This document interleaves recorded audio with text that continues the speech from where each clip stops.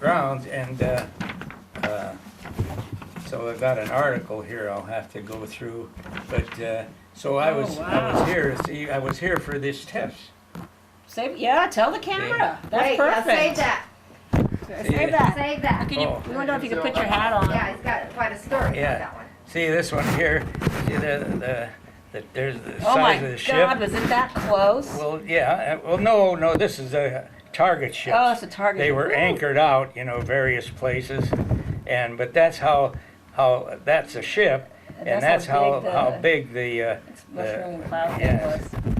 And, Wow. And this was underground. You want to put your hat on for us? Oh. You got to be in uniform. Oh, do be in uniform? Yeah, I have to report you to the captain. Yeah, right. Yeah.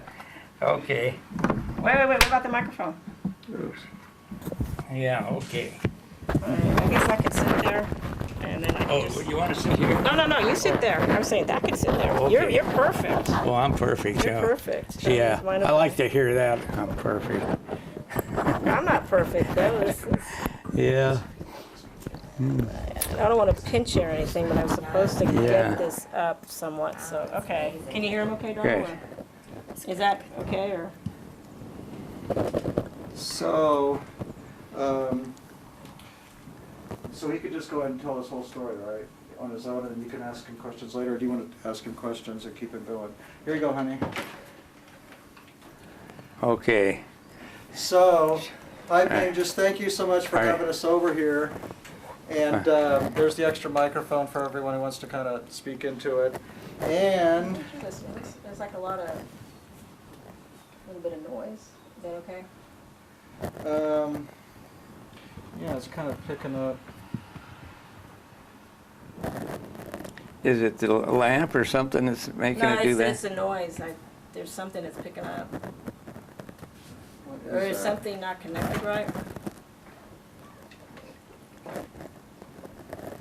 Yeah, and also... What did, here's the other thing is, excuse me, thanks. Yeah, I never put it on right. Okay. Rubbing against the little chest hair there, sir. Oh, okay. I know, well, something they... Well, you know, the chest hairs when they're old, they make all kinds of noises. They just creak a lot, huh? Oh, boy. Yeah. Yeah, but see, if you had a thicker, tougher fabric, it would hold the mic up better, but... Well, if you've ever been to Hawaii and drove around Hawaii very much, especially a little bit, well, there's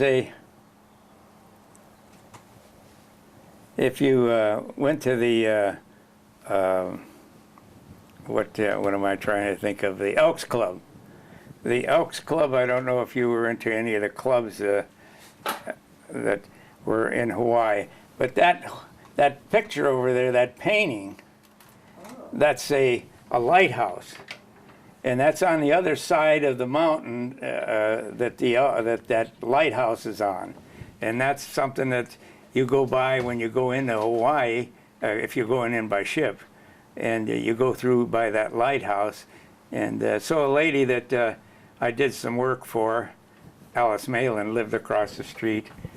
She painted a lot. She used to take a slide, and then she'd show this up a slide, and then she'd paint the picture, from what she was remembering off of the slide that she would have.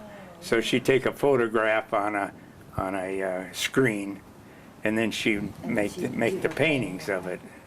So anyway, she gave me that for doing some work for her, and the other one there is hanging up. That's a gal that was throwing the leis. As you leave Hawaii, you take your lei off and you throw it in the water. And if it floats back in and lands, then that means you're going to come back. Yeah. That's cute. So did you want to start maybe now by saying, like your name and when and where you were born, and let's talk about your childhood a little bit, and your brothers, sisters, parents, that kind of thing. And Yeah. so how you got in the Navy? Yeah. Oh, how I got in the Navy. Well, you start off with your name and where you were born.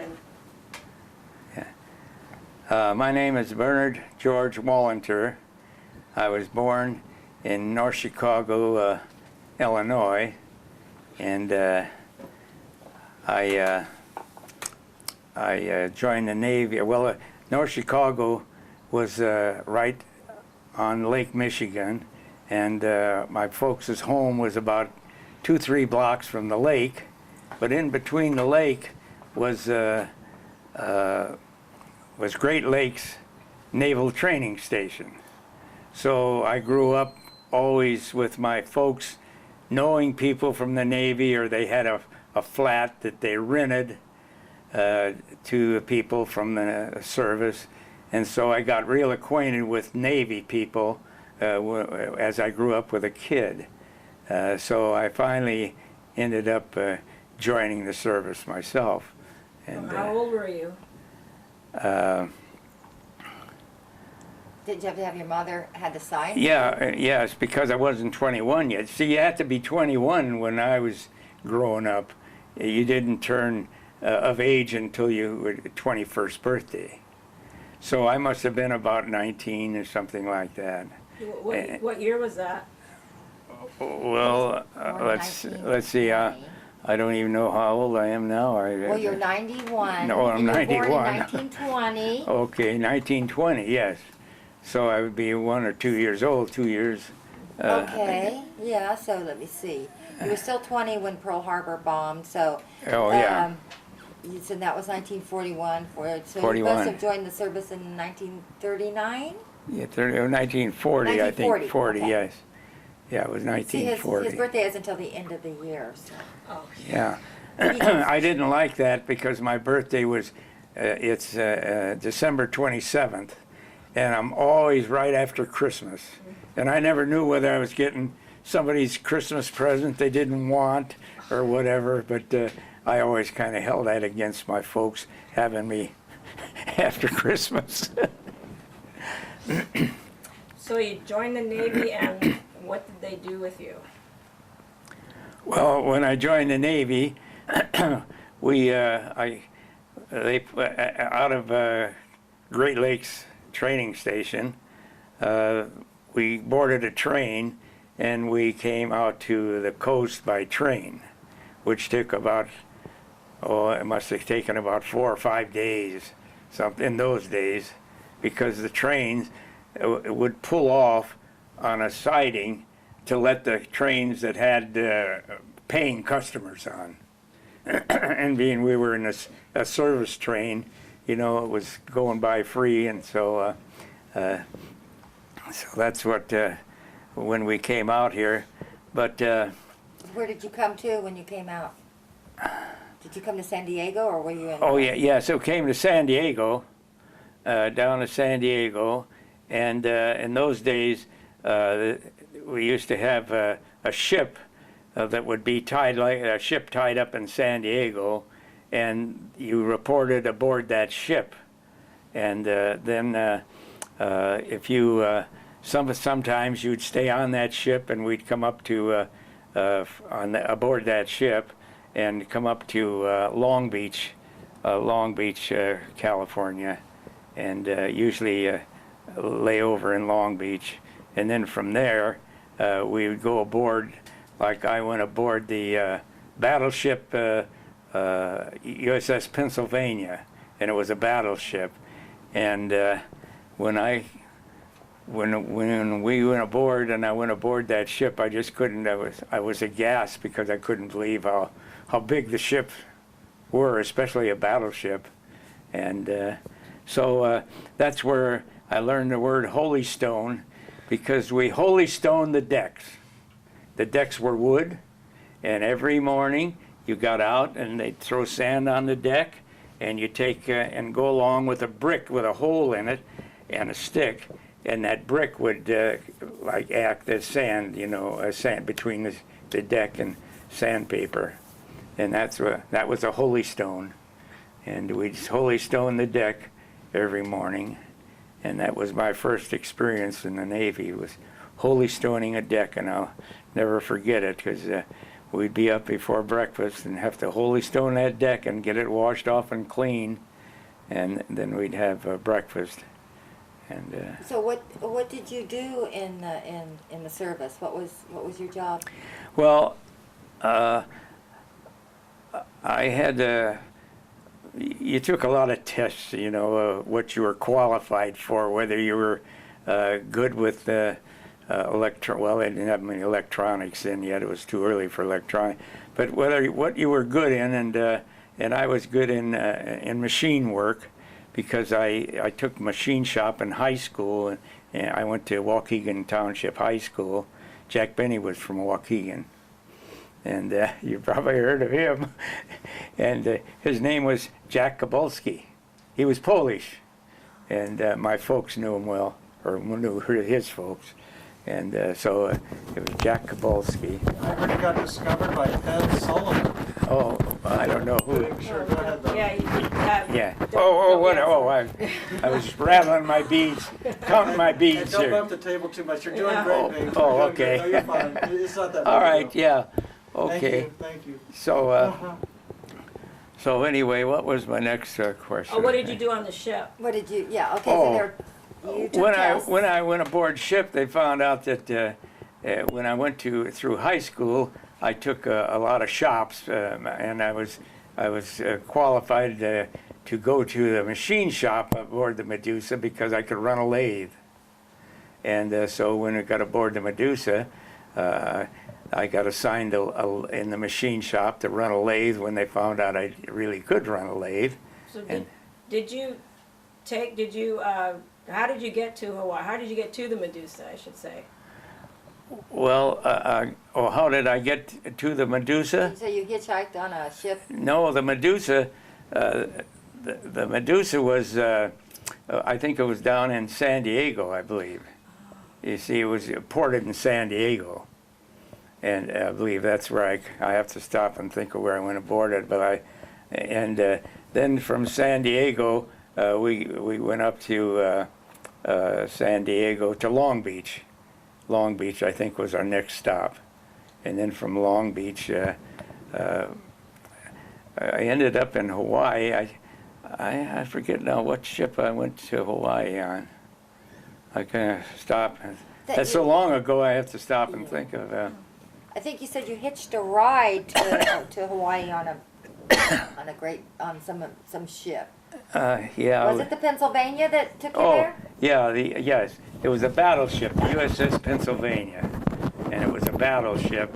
And they had room to for, I don't know, 10, 12 people to go aboard and as passengers. And I went to Hawaii on the USS Pennsylvania, a battleship. And going aboard that battleship, and never was on something as big as a battleship. And the battleship had wooden decks. And every morning, we'd have to get out, and they'd throw sand on the deck. And they had a brick with a stone in it, and you put a piece of wood handle in it and go on the deck, and you'd just like you're sanding the deck. Did that every morning while I was aboard the ship. Holy stone the deck. Is that what you had to do that too? Oh yeah, that's what everybody, the passengers, Right. That's what the they wanted passengers to had keep to you do. busy. They had to keep you out of trouble, keep you busy. So they didn't want you just spending your time gambling, Oh, and, okay. somebody to take your money away. Oh yeah. So when you got to Hawaii, did you go to Ford Island? Is that where you ended up going first, or? No. When we got to Hawaii, let's see, I was aboard the Medusa. I went right aboard the Medusa. Okay. Yes, Went right aboard because the- I forget how many of us, maybe 5 or 6 or so, were assigned to Medusa. Okay. And we just went aboard. We went aboard a motor launch, and the Medusa was tied up, anchored out. And they took us over to the Medusa, and by motor launch. Oh, okay. And so then we went aboard the Medusa, so that if you wanted to go ashore, you had to go by motor launch then to go to Go to shore. the shore. Yeah, and so you had to have a reason for it. And being we were just in the service, we didn't have much reason to go ashore, and they didn't want us ashore anyway because we didn't have any money. Yeah. It was $21 a month is what our wages were when you first went in the service. So what kind of ship was the Medusa? What did it do? Medusa was a repair ship, and it could repair about anything that they could get into a lathe or handle with a crane. And so we would just anchor out, and maybe sometimes, I don't know if I have any pictures, but we'd have 3 or 4 tin can destroyers tied alongside, and they would repair broken valve handles or various things that would break off that the Medusa could handle aboard the ship and wouldn't have to send it over to the Navy Yard, which would take a lot of paperwork and time. And so that's how I got acquainted with running a machine lathe. And once they found out that I had taken machine shop in high school, and I had a little, I could chuck up a piece of metal and center it and so forth, and drill it or tap it or whatever. And so that's how I started out. And I forget how long I was on the Medusa. Before the bombing? Yeah, when Pearl come along. And then as soon as Pearl come along, they started taking all the crews, and they would take maybe every week or 3 or 4 weeks, they'd take 2 or 3 people out of every whatever crew you were in, and they'd take so many people and put you aboard another ship so that they could, get you acquainted and to get the people that the ship that you go on, that they find out what I could do, whether I could run a certain lathe or a milling machine or whatever. And so that's how I started out. And So you didn't see, you weren't involved in any of the combat when the bombing happened, were you guys? Did you well, no, I wasn't. I was aboard the Medusa, Yeah. but no, I wasn't involved in the combat because I didn't. Was too new aboard ship. you didn't have any experience. I didn't so. have no experience with firing a gun or whatever, and the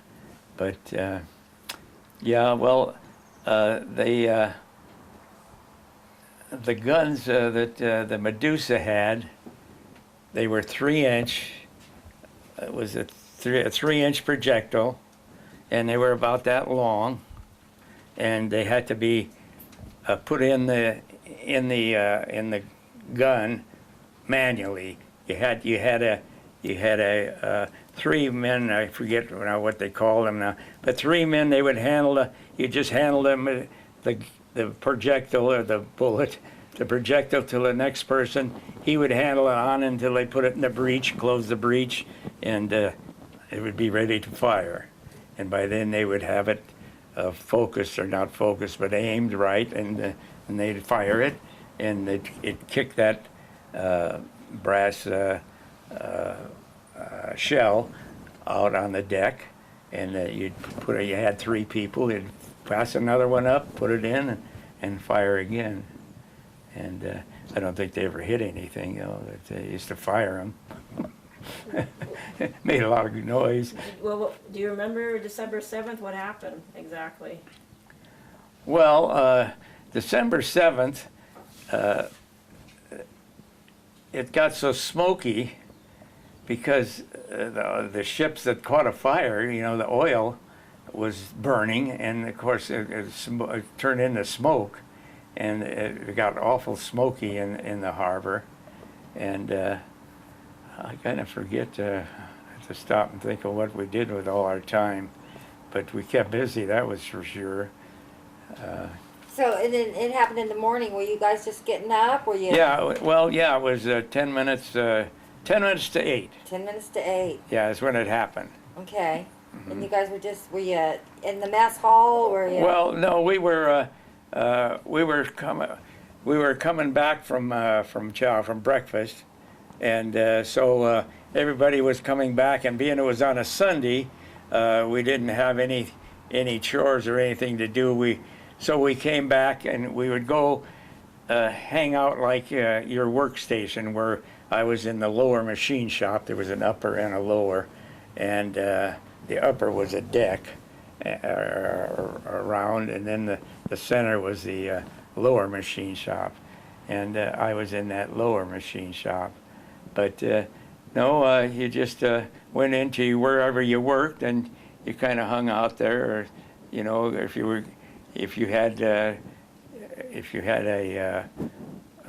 pass to get ashore, you might want to go ashore, you know, and you might go ashore because you could go ashore, but you'd have to be back aboard the ship by 9 o'clock because they didn't want to get too many sailors and people on shore to spend the night and be drunk and whatever, you know.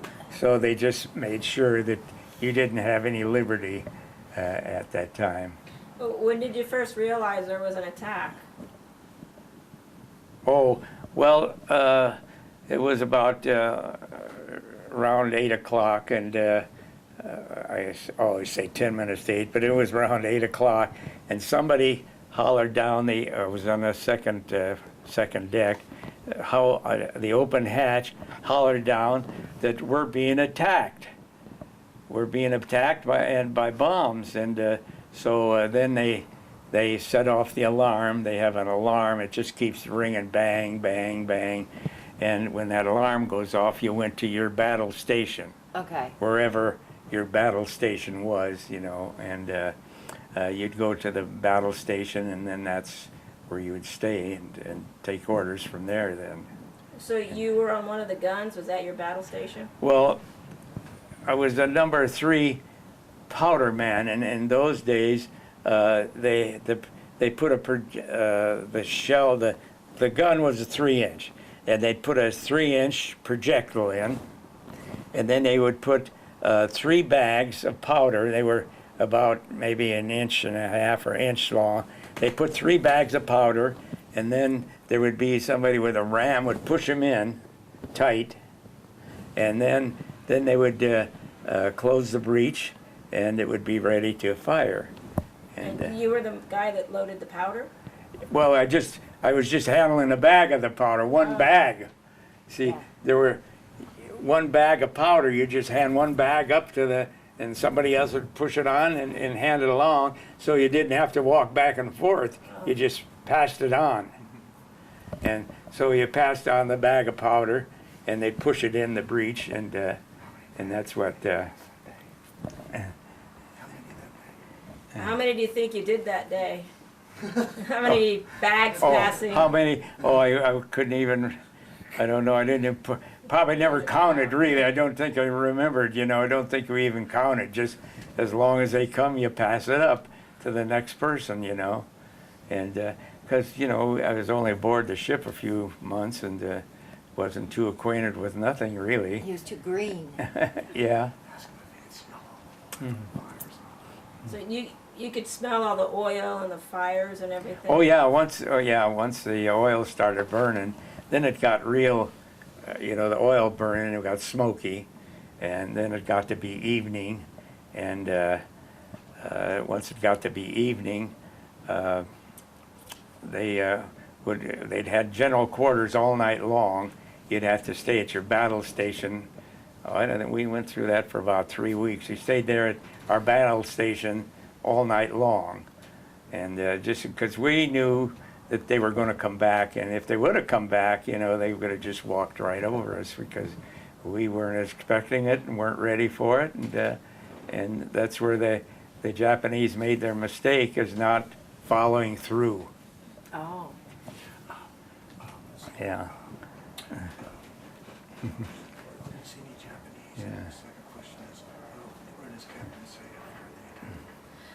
Did you see any of the Japanese planes?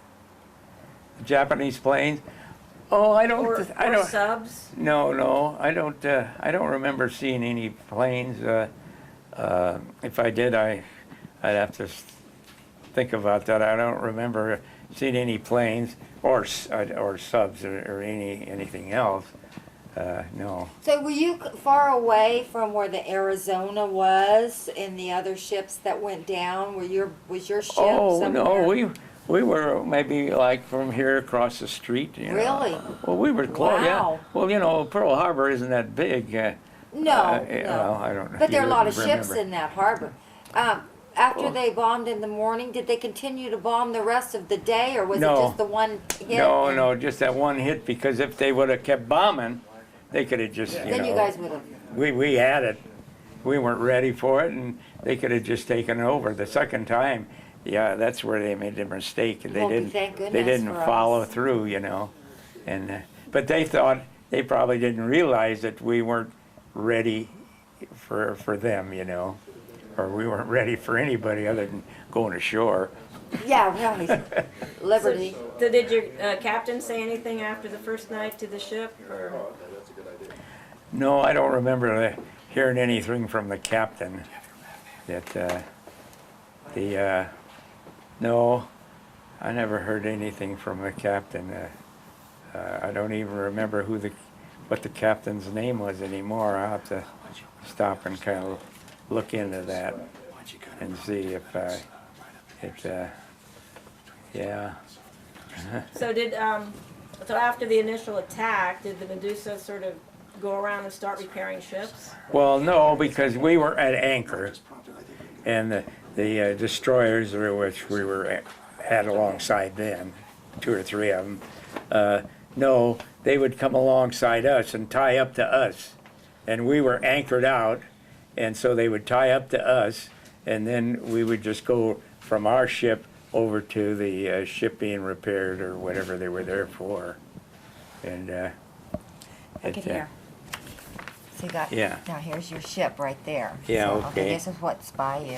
yeah, well, you see there we had, what did it show, 4 ships there? 4, I don't know what ships Yeah, they you were. have the Zane, They were the the Wasmith, yeah, I think W-A-S Wasmith, Wasmith and the Zane, the Zane, and the Tanner. the Trevor. or- Trevor, I Trevor. can't read it, but There's a Perry. and the Perry, and see there were 1, 2, 3, 4. Yeah. Four boats or ships tied up alongside us, and that's where we were right there. Oh, okay.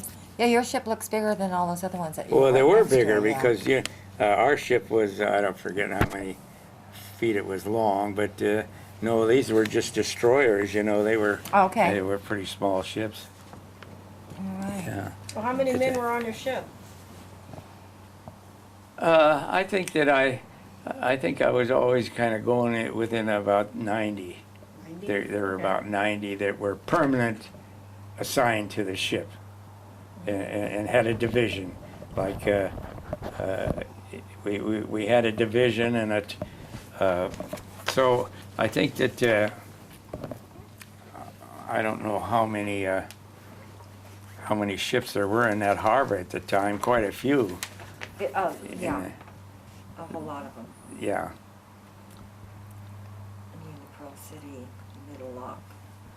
Well, there was so many things, you know, like when we were in the service, we didn't pay any attention to what the next division did, what the next ship was doing. You know, it was just another ship, and if we didn't have any business on it, we wouldn't be going on it. And yeah. So can you tell us about what life on the Medusa was like? You know, any friends you had? Well, yeah, it's just like the people that you worked with. Like I ran a lathe, and then there were 3 lathes, and then a large lathe, and then there was a billard. That was a lathe that had the chuck was like a table. It went around like that, and it was about 2.5 feet so long. That was the biggest machine that was on.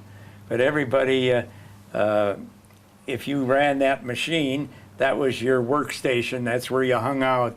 That's where you get like the workstation I was at was a lathe, and above us was above where I was at was a porthole, and my folks sent me a portable radio. It was a kind of a portable radio, like kind of a big case, but it couldn't get no reception on it, but unless I stuck it up in a porthole. and then the aerial could get through, and I had that porthole. I had my radio in that porthole, but whoever it was, I don't even know if it was myself, went to get that radio. Of course, it closed the porthole and the radio went out, and so they lost the radio. But they had other things to think about then, not worried about the radio, what was happening to us.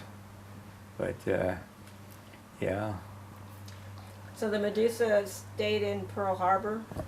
It stayed in Pearl Harbor. 'Cause I got what they did, they started transferring people right away and putting on other ships and other stations, and I must have stayed on it. I don't know, maybe another couple months, and then I got transferred off, and I have to stop. Did you go to Mias Wendy then?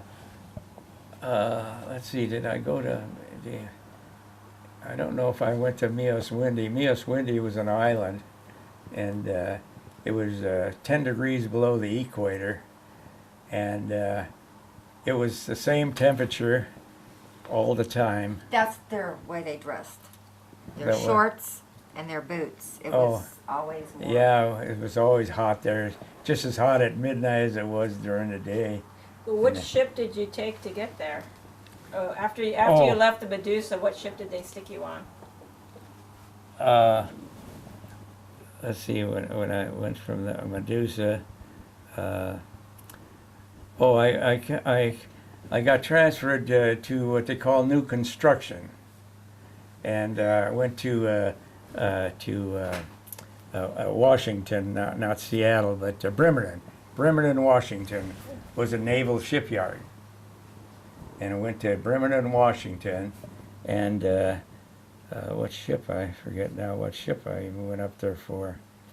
But I went up there to put another ship that was being built there in commission, and it was ready to be to go out on the water. It wasn't launched yet, but they were ready to launch it, and I went aboard that, and I forget where I went from there. Moved around a lot, I know. When did you go to Bikini and Oh. and tell them what you did when you were also? Well, yeah, I went to Bikini, Bikini Atoll. Bikini was a small island, and I went to Bikini, and What were they doing? Why were you there? well, let's see, what did I do at Bikini?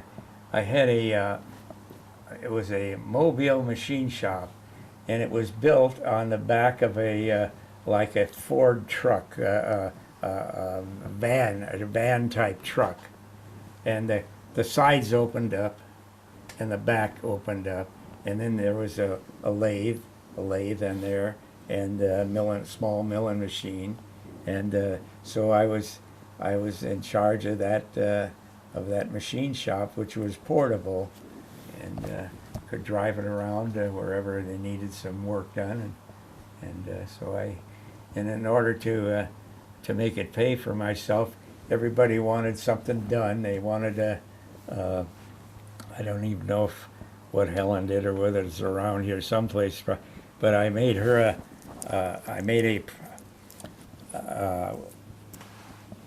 we used to get a lot of coins from New Zealand and Australia, and they had a lot of silver in them, the coins from down under, and so we'd take those coins and pound them, and keep turning them until they flared out. Then we'd bore out the center and make rings out of them, and then we'd sell the rings, or trade them off to the natives or something, and did a lot of those, and yeah. Whenever you were there for the bombing, the A-bomb testing, right? Well, What yeah. did you have to do after the Well, the yeah. testing? Then that come a little later on, the atomic bomb testing, and so then I got assigned to go out to the A-bomb testing, and that's where Bikini comes in at, and we went to the A-bomb test, and What did you have to do when they did the test? What would you have to do? well, when they did the test, we'd go aboard ship, and we'd go out. I forget how far. Is that all those little ships that were right around the area, the Yeah. test ships? But we would go. They were target ships, you know. See, Uh-huh.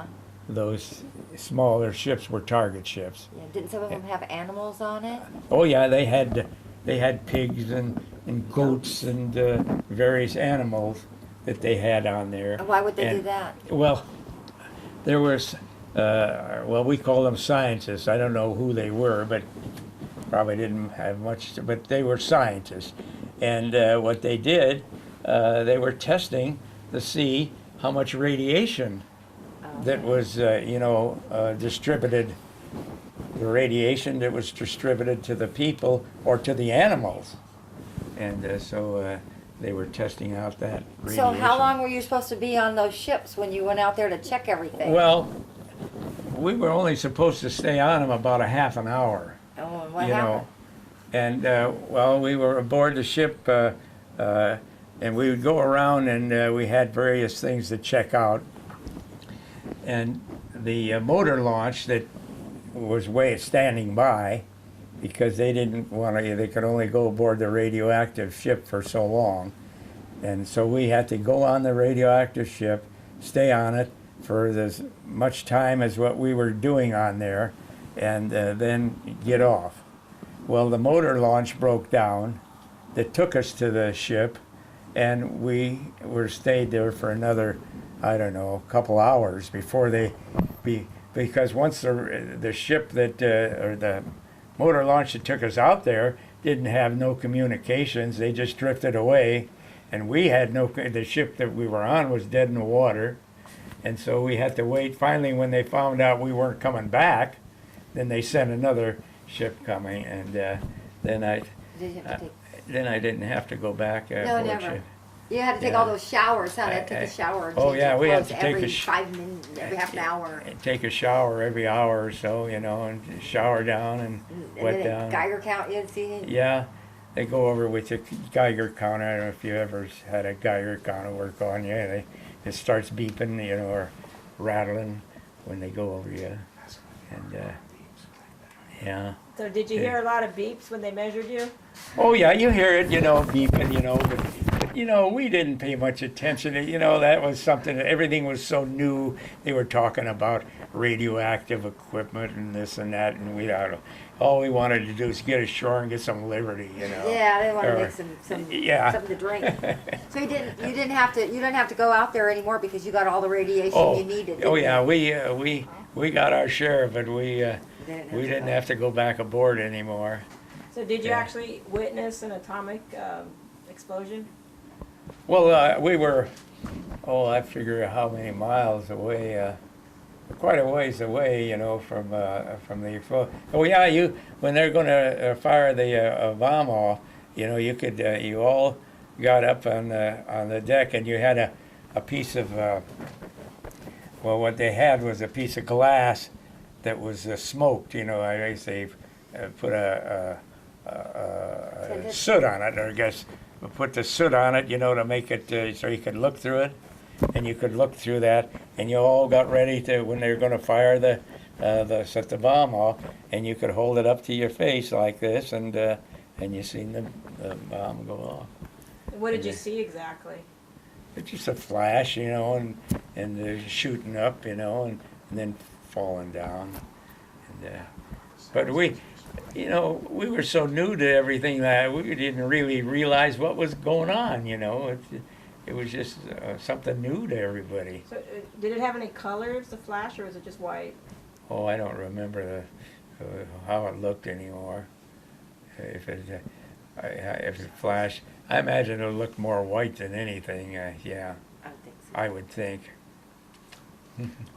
Yeah. Oh, did you hear any sounds when the bomb went off? Well, you know, the bomb was quite a ways away. I don't remember any sound. Sounds? No, Okay. it was quite a ways away. Yeah, and if we did hear a sound, we never paid no attention to it, I guess. So was there anything else you remember about the atomic testing? Well, I think that we really weren't ready for testing that bomb, safety-wise, because we were just there, and if we were there, we were going to do what they plan on doing, and whether it was going to hurt one of us, I don't think they realized. I think they were still learning about the atomic power of when they shot something off like that. Any words of wisdom about the atomic bomb or war? Well, you mean to end the war? Just what your thoughts were. Oh, well. Yeah, end the war, your thoughts, just anything. Oh, yeah, well, we thought, with that atomic bomb, that would be the end of wars, but it sure didn't. It didn't stop other countries from following it through, and, So we want to hear about your liberty now, all the liberties you had. Well. You have to tell her about Hilo Hattie. Oh, Hilo Hattie. Yeah. Wait, I think Mr. You got Gillespie mentioned her. pictures of her. Huh? I wish I could find that album of yours. You've got those pictures of all the hula ladies and. Yeah. I don't know where those albums are. Have to look them up. I've got some pictures of Hilo Hattie when she was a young lady. Hilo Hattie was a young lady. She was probably about 19 to 21 or something like that. Yeah. Hilo Hattie. So you saw her a lot in Hawaii? Oh yeah, well, yes, we've seen her. Entertain you guys. She used to entertain us, she'd come aboard ship and entertain us, and yeah, Hilo Hattie. But I'll have to look up some of my old albums. The trouble is with my old albums, everybody was always taking pictures out of them. That's the truth. And so I got a lot of albums that are blank spots where my kids wanted the pictures for their album or whatever. And Did you tell them one of your most favorite things that you guys did when you guys were in the service was make your own booze? Yeah, Oh. I want to hear about that. yeah. yeah, well, we got friendly with a cook and on Mias Windy, and the cook. It's rubbing against the beads. The cook. Sorry, it's rubbing against the beads. Oh, it would take the beads off. That's fine. Oh, Thanks, Bing. yeah, I can take them off. Actually, you're just fine. Let's just leave them on. Oh, okay. And I think we're good. Thank you. Let's keep All right. talking about how to make Raisin Jack. Yeah, there you go. Yeah. Well, one time, one of the cooks says, we've got a barrel of raisins, and everything used to come, or not a barrel, but like 5-gallon cans, and they had a large lid pressed on them, and he said, I've got a can of raisins. He says, why don't we take and ferment them? And so we took a gas can and cleaned it all out, a drum, and put some water in it, and put those raisins in there, and in about a month they were fermenting. And then we took the fermented juice, and they were I think they boiled it. I forget what they boiled it and collected the steam. And it went back into a solid again. The steam did, but then it was alcohol, and we used to drink that alcohol, and God, we'd drink anything that smelled. Yeah, you used to really get some hangovers. God, make you sick. You vomit and everything, and you do it right the next day. You're doing it over again. What about the one time you bought that White Lightning and you had a couple canteens? Oh, yeah. It was the first time I went to Guadalcanal, and Guadalcanal had already moved out. They were the Guadalcanal, the air station was already cleared, and they had moved on. And we heard that somebody had some alcohol to sell. And so, but you had to have a canteen. Everybody was issued canteens. And you had to have a canteen, and you'd fill up that canteen with this alcohol. That for, I think it was $20 to fill up a canteen. So I had 2 canteens. One of them was aluminum, and the other was made of plastics, were something that was just coming on. And one of them was kind of a clear plastic. And so I filled both canteens, and that was $40 for me. And went back and put them in my sea bag in the tent and put it down in the center because I didn't want somebody to find out about that alcohol. And the next day I could smell something, and I smelled really odd. And so I noticed my sea bag was all wet. And took my clothes from the top down and got down to the alcohol. Had eaten up the canteen, the plastic that it was made. One of them, it just melted it, made it soft, and it leaked out. And I thought there was $20 gone on that one canteen that was in the mail, or that canteen. And yeah, it had some. Anything to get that booze, I tell you. Yeah, I used to do anything to get something to drink, Gee, yeah. Well, they issue you 1 can of beer a day. Yeah, well, 1 or 2. I don't know if. Yeah, the beer we got was from Australia, New Zealand, Australia, and we'd get our beer from there, and we'd get 2 cans a day. Mm-hmm. We were issued 2 cans a day. And so we'd have to, it was warm, and so we'd dig down as far as we could in the sand, where the water was a lot cooler down in, like alongside where the tent was making shade. And we would put our beer down in those holes to cool off. And but that was the only, we didn't have any refrigeration. No electricity for refrigeration. So how long were you on Miss Windy? It was a mile-long island. I don't know. I was there. Must have been there 6 months, I guess. I was there quite a while. Yeah, I was there quite a while. Where were you when the war ended? Let's see. Where was I when the war ended? I don't. That's so long ago. Where was I? I don't even remember where I was at when the war ended. I don't know. I'll have to stop and think of where I was at when the war ended.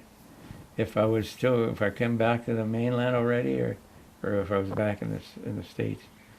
I don't know. I don't remember. So how'd you like your Navy experience in general? Well, I loved it. I would have, if Helen would have left me alone, I would have stayed in. I would have shipped over, because I could have shipped over. I had 6 years in already, and I could have stayed in, and I liked the Navy. I loved it. What'd she say? No. No, Come Helen, home and help me with my kids. Helen didn't like it, and so I could stay out for. I think you could stay out 30 days and still ship over and hold your rate. So I figured, well, I had a month, and I stayed out, and the next thing one day got longer and longer, and next thing it was too late to sign up again. Yeah. Yeah. What was your height? What rank were you when you left? I had made chief machinist, yeah. Ooh. Yeah.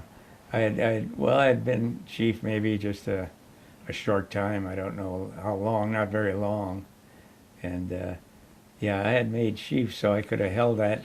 If I had stayed, you have to stay a year at that rate, and if I would have stayed in a year and held that rate without getting in trouble or whatever, and then I could have held that rate. And but yeah, I had made chief, and so I wanted to stay in, and Helen says, well, I could stay out for a while and see how I liked it. And, so I never went back. Oh. Well, how did you meet your wife?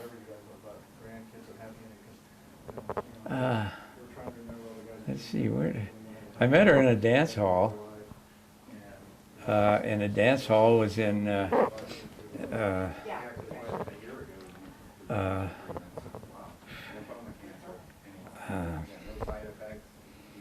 what the heck was that? Sweets. Well,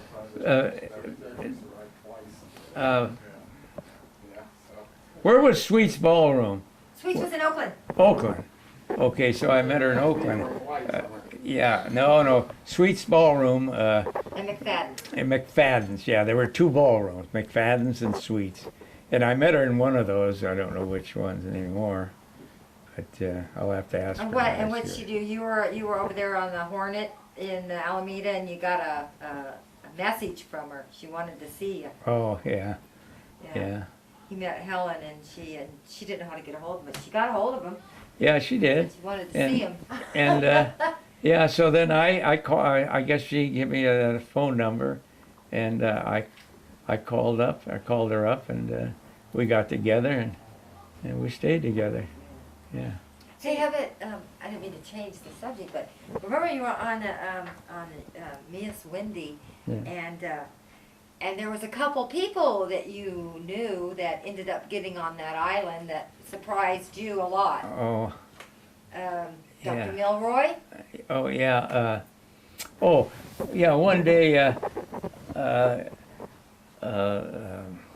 this fella come into the tent, and he was a corpsman, and he said, there's a doctor that checked in last night when the motor launch came over from the I forget what island, and there's a doctor from Chicago. And I said, well, Chicago's a pretty big town, you know, and I didn't pay too much attention to it. And a little while later, he came over with a piece of paper, and he says, here's the name of that doctor.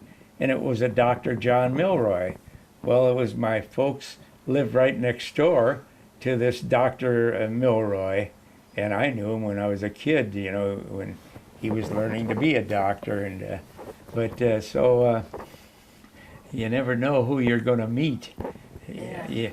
My dad used to say, always be nice to everybody. You might have to work for him someday. And then, and that was the truth. Yeah, that's true. How about there was that other guy who did the deep sea diving, your friend that you knew from Chicago. Yeah. Al Narikas? Al Narikas, we had a PT boat. You probably seen a PT boat. Anyway, this PT boat, and they were gasoline. The PT boats were gasoline engines, and they had three engines in them. And this one PT boat blew up. I guess they, too much had 100 octane gas or what. Anyway, so one of those PT boats blew up, and it took a piece of the dock away. And so one day I'm walking to go to the cafeteria to get something to eat, because we all ate out of the one area. And I'm walking down this little sandy road, like from here to across the street, or not that far. And I thought, that guy looks just like, he walks like my friend that I grew up with, Al Narikas. So I hollered out, Al. He stopped, and it was Al. And he was a diver, and he was there, to take and dive down and clean up some of their rubble and whatever. And so I always thought, you never know who you're going to meet, And here was Al Narikas out there and on Miss Wendy. And Dr. Milroy, and the island 1 mile long. That's the island, right? It's a teeny little island. Yeah. Where is it? Can you imagine? It's below Australia, New Zealand. In the South Pacific. Yeah, it was a Dutch-owned island, and they were there for whatever. And then when they leave, what would you do with all the trucks and everything when you guys leave? Well, all the Jeeps. they had barges.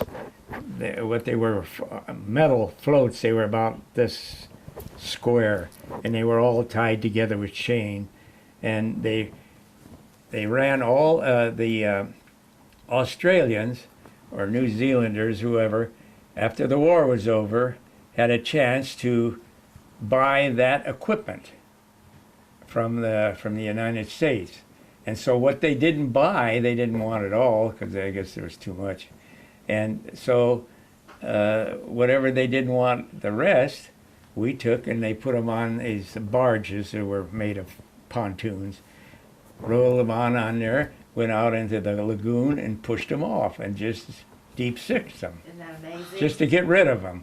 Rather than give those people or sell them for $1 or something, they took and got rid of them. You know, well, we did that for, I don't know, a week or more, you know, Yeah, getting rid of I them. just couldn't believe that. There were just a lot of them. And, yeah, but anyway, I seen Al Naricus going, I seen this fellow going down the street, and I hollered, Al, and he turned around, and it was him, Al. And he was a hard hat diver. Well, the odd thing about him is that when I got back to North Chicago to visit, Helen and I to visit, Helen says, you come at the right time. You can go to Al's funeral. And I says, well, Al Enriquez? And she says, yep. She said I forget how he died. Drinking one night and wanted, and he wouldn't wait for the. Oh, yeah. He was drinking, and he wasn't going to wait for the motor launch to take him out to the ship.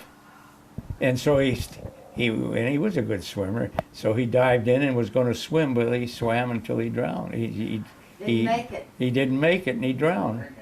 And here he was, a diver, and Did it for a living, and did it for what his rate was, and he drowned. Well, anyway, my mother said, you can go to Al's funeral. They're going to bury him today. It's a shock. Yeah. So you never know what's going to happen. No, you don't. You're in the war, and then. Yeah.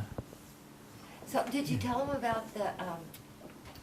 Excuse me, I'm going to do the microphone. Are we doing okay on the microphone, please? It's a little, it rubs against the beads, it's a little scratchy. Oh, I'd take the beads off, huh? Let's leave them on. I Oh. just need to fix it at this The point. beads look cool. You're doing, this has really turned out really well. This is very good.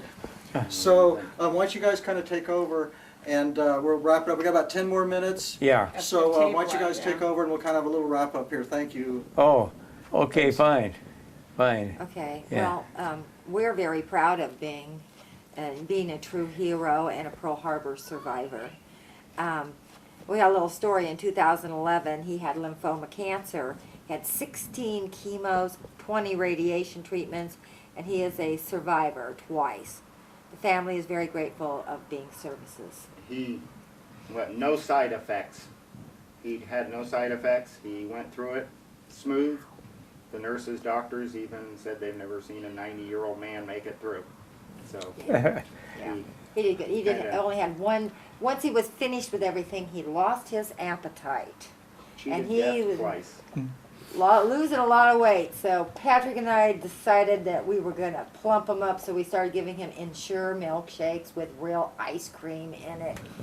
And that stimulated his appetite enough that one day he's like, I'm hungry.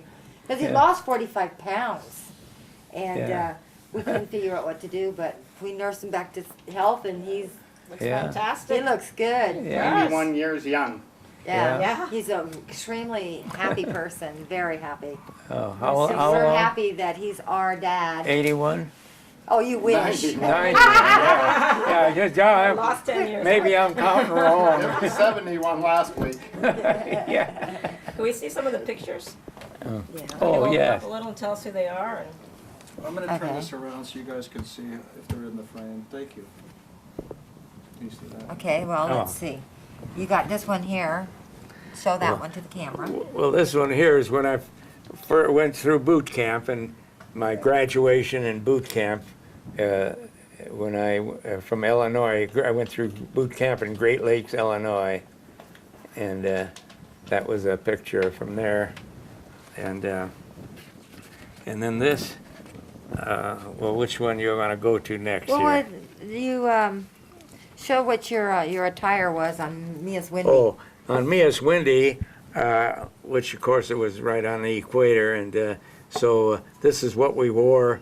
Our uniform of the day were just cut off pants, shoes, and socks, and because if you didn't wear socks, you know, you get sand in the shoes, and it was very. And this was sitting on a Jeep, but that was a couple of. That's what I used to look like when I was lost some weight. Yeah, he was a skinny little You guy. guy in the middle, which one are you? He's the one in the middle. In the Okay. middle. Yeah. Yeah, that was in the middle. Tell her the story when you when you had your blues all made up, and then you Yeah. got sent to Hawaii and you couldn't Yeah. wear them. Yeah, I ordered when I was in Hawaii. I ordered a set of whites, or yeah, they were whites. I ordered a set of whites. We had a dress uniform in whites, and I ordered those, and from it was a Navy.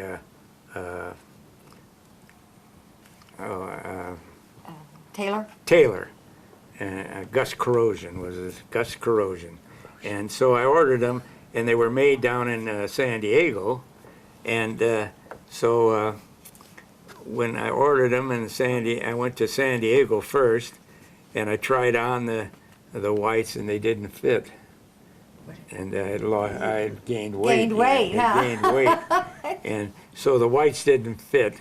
But yeah, this was my grandmother Ida Wergler and Jake Wergler, and that was myself, and yeah, Jake Wergler. So you're in the, obviously you're in the middle. Yeah, right, yes, and then this one here, I guess you've seen that one. Yeah. And Yeah. where was this? Was this in Hawaii? I don't know where this was at. Right. It was someplace Oh, where wow, yeah. That's where a there nice was a picture. canoe, and He was on his canoe. Oh, you had a canoe? Oh, in Hawaii? Yeah. sitting there, and I'm just taking a picture of. Here's an envelope from the ship he was on. I think that's That is kind of beautiful. neat. Isn't that nice? And then we can see the picture of you and your wife. Oh, a picture. Oh, here's one Oh, wow. of Helen and Bing. Isn't that nice? She was a doll. He sure Let's was. see why she was a beauty. Yeah, You would have loved Helen. She was really great. she was a lot of fun. Yeah, she Yeah. was. Yeah, she was a How lot about of fun. the big, oh, Which one? Oh, they're here? Well, Everybody get in and hug, yeah. Oh, okay. Thank you. oh, and Yeah. yeah. Okay. yeah, that's Yeah, Helen. let's 1 minute wrap up just for the family. Okay. Helen and myself, and we're in my cousin and her husband, Dan McGrew, and Madeline. Her name was Yankee. Yankee. It was spelled with a J. Jonky. And yeah, that's some of the.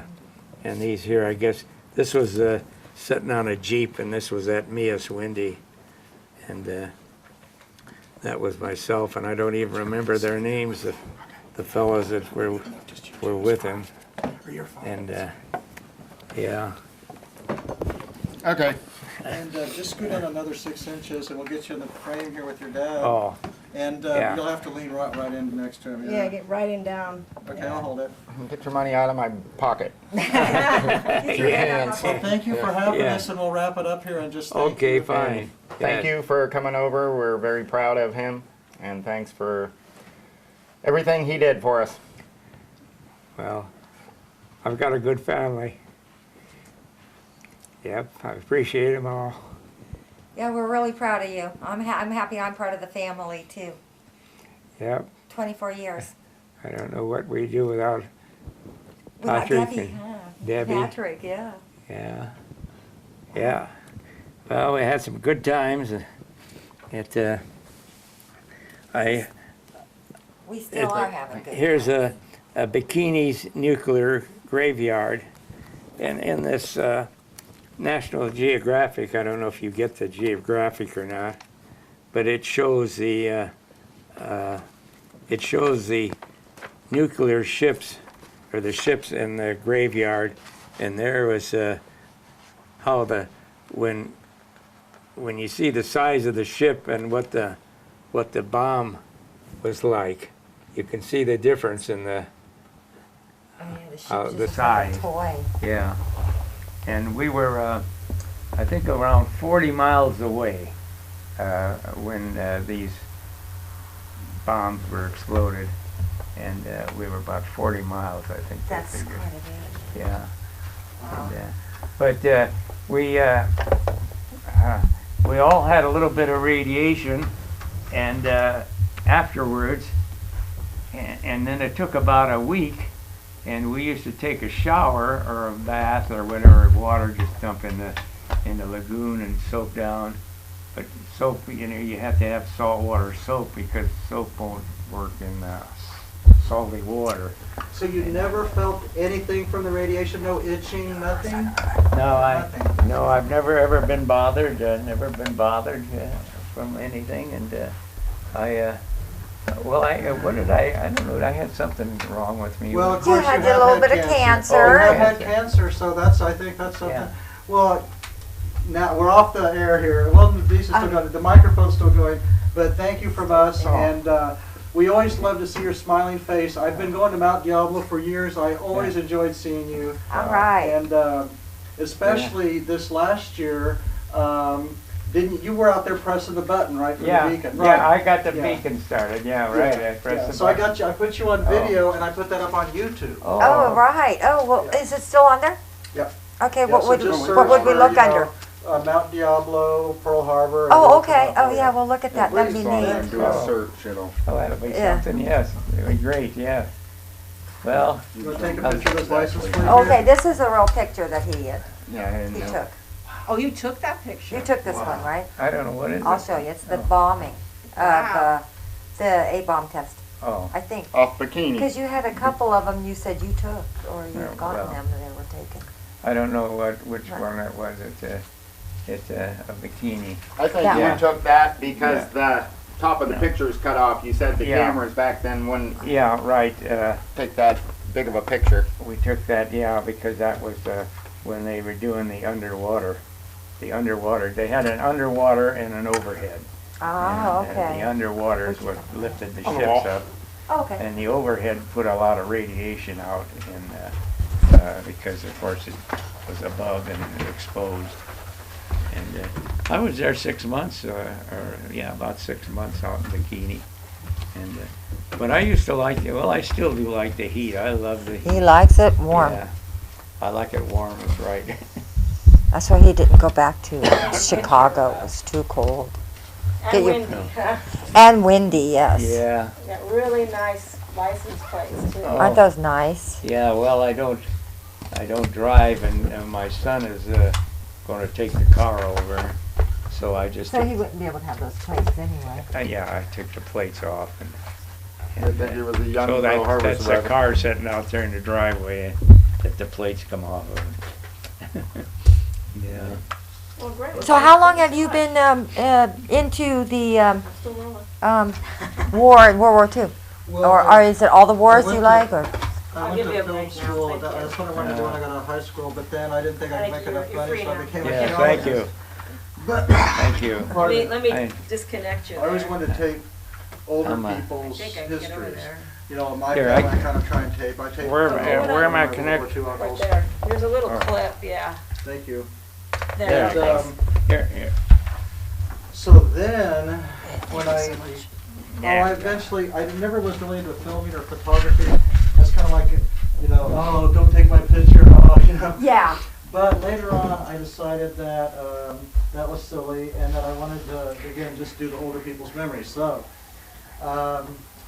I started working up. You know, they came out with these cheap video cameras, so I didn't have to pay for film cameras and all the film and everything. Yeah. So the price dropped so much, so I just worked my way up to cameras, and finally I got this one. And the key to this one is it's got good color, but it's these microphones.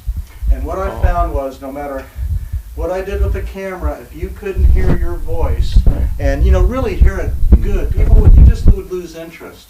Oh. But I think that we really can. I think you were listening. Yeah, we I can hear it We'll great. see. We hope Yeah. so. No, we'll come back. But we think we got your voice and your history Oh. where you can really hear it. Oh, good. Okay, Good. Nico, what you Oh. Miko says nobody paying attention to him. Oh. Yeah. I'm left out. Yeah. Yeah.